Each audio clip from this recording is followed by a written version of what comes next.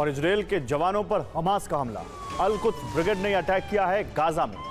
Gaza में Israel के 2 tank तबाह कर दिए हमास ने।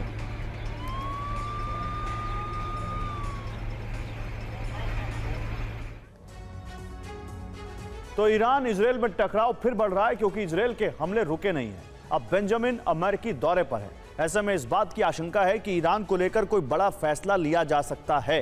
अगर ईरान अमेरिका की शर्तों पर परमाणु करार के लिए तैयार हो जाता है तो सब ठीक रहेगा, नहीं तो इस बार ईरान पर बहुत बड़ा हमला हो सकता है क्योंकि अमेरिका बॉम्बर्स और बंकर बस्टर बॉम्ब की खेप इजरायल में तैनात करने जा रहा है, जिससे इजरायल कभी भी ईरान के परमाणु ठिकानों को ध्वस्त कर सकता है।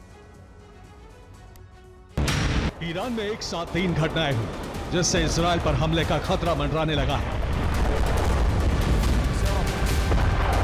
अब ईरान फ्रंट लाइन पर आकर हमला कर सकता है और हमले के लिए रात का कोई भी वक्त चुन सकता है।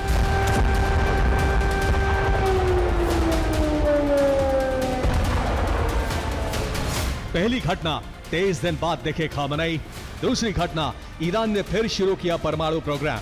तीसरी घटना इजरायल ने ईरान पर हमले शुरू किए।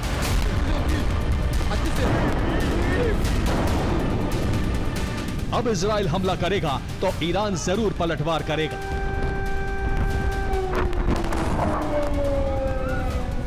लेकिन इजरायल अचानक से क्यों एक्टिव हो गया है, इसके पीछे का कारण बताएं। उससे पहले समझिए इजरायल ने ईरान पर कहां-कहां हमले किए।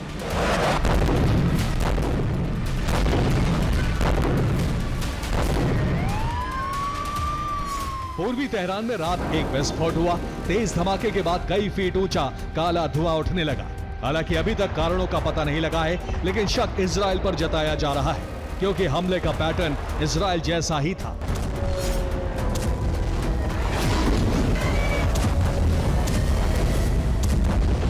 सिर्फ इजरायल ने तेहरान पर ही हमले नहीं किए, बल्कि यमन में हूती के मिलिट्री बेस को भी दहलाया।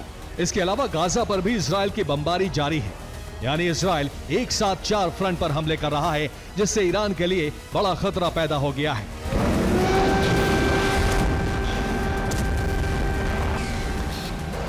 इजरायल ने सुरक्षा चक्र मजबूत कर लिया है, लेकिन बड़े फैसले लेने की बारी अब आई है।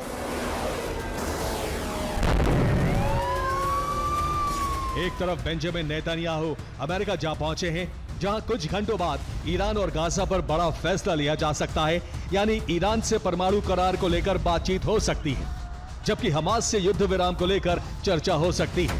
हालांकि हमास शर्तों की लिस्ट सौंप चुका है। करार को लेकर डोनाल्ड ट्रंप काफी आशान्वित हैं कि इस बार वो मध्य पूर्व में शांति स्थापित कराकर रहेंगे। ट्रंप शांति लाना चाहते हैं, लेकिन बेंजामिन नेतन्याहू ईरान को संपूर्ण तबाह करना चाहते हैं, जिससे ईरान का खतरा हमेशा के लिए खत्म हो जाए और फिर इजरायल अपने हिसाब से अरब में मनमानी कर सके। वैसे भी गाइडेड मिसाइल से हमले करके इजरायल ने अपने मंसूबे जाहिर कर दिए हैं,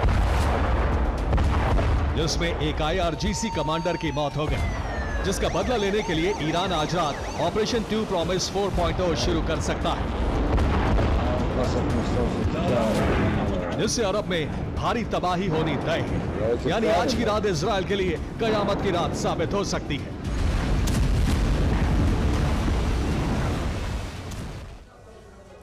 तो ईरान फिर करेगा हमला।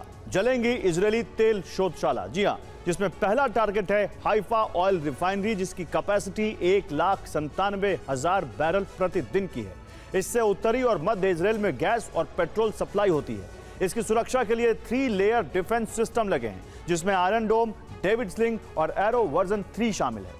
दूसरे टारगेट पर अशदोद ऑयल रिफाइनरी है, जिसकी कैपेसिटी यानी क्षमता 1 लाख बैरल प्रतिदिन है। इससे दक्षिणी और मध्य इजरायल में तेल गैस की सप्लाई होती है। इसकी सुरक्षा में भी 3 लेयर डिफेंस सिस्टम लगा है, आयरन डोम, डेविड स्लिंग और एरो, जिससे ईरान के हमले से बचाया जा सके।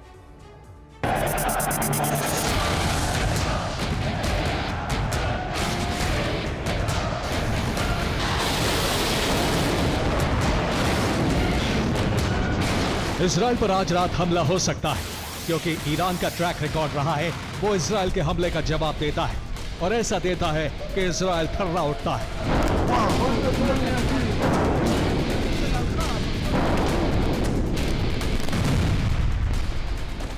ईरान के अभी तक किए तीनों ऑपरेशन टू प्रॉमिस इसका सबूत रहे और वैसे भी खामनेई ने चैलेंज कर दिया है, न झुकेगा ईरान, न रुकेगा ईरान।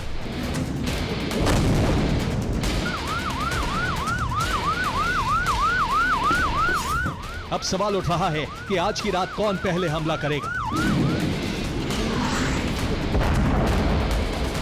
बेंजामिन जब ट्रंप से मिलने पहुंचे हैं, वो ईरान की तबाही का फरमान लेकर लौटे हैं।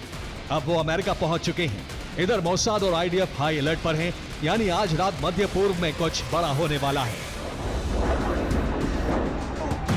वैसे भी इजराइल ने युद्ध विराम के बाद भी हमले रोके नहीं थे। 11 दिन से लगातार हमले जारी हैं। इसलिए अब इजराइल ऐसा विध्वंसक कदम उठा सकता है जो अरब में सारे समीकरण बदल सकता है, और वो कदम खामनेई का खात्मा भी हो सकता है, या फिर दोबारा से ईरानी एटमी साइट पर बंकर बस्टर बम से तबाही भी।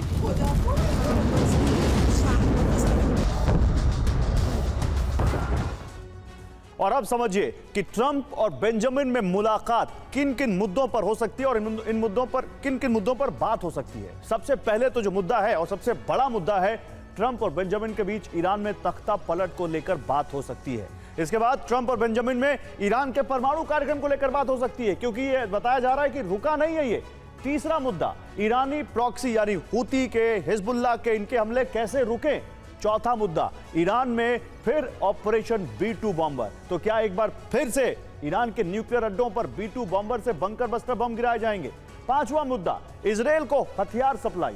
छठा मुद्दा, गाजा में युद्ध विराम। और सातवां मुद्दा, अभी भी जो गाजा में बंधक हैं उनकी रिहाई। इन पर बात हो सकती है। खामनेई बड़ी रणनीति बनाकर चल रहे हैं, जिसमें एक तरफ वो ईरान को परमाणु शक्ति बनाना चाहते हैं, दूसरी तरफ अमेरिका का वर्चस्व अरब में खत्म करना चाहते हैं, और तीसरी सबसे बड़ी ख्वाहिश है कि वो मुसलमानों के खलीफा बन जाए। अमेरिका से टकराव के बाद से उनका दबदबा बढ़ा है। अमेरिका विरोधी देशों में एक उम्मीद जागी है कि ईरान का प्रतिनिधित्व करने वाले खामनेई उस खेमे का भी प्रतिनिधित्व कर सकते हैं जो अमेरिका को दुश्मन मानता है।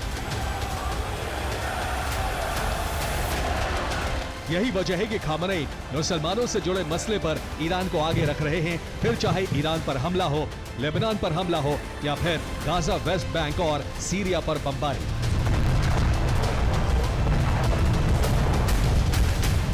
खामनेई ने दुनिया के देशों को मिलाना शुरू कर दिया है। ईरान के विदेश मंत्री कई देशों के दौरे कर रहे हैं।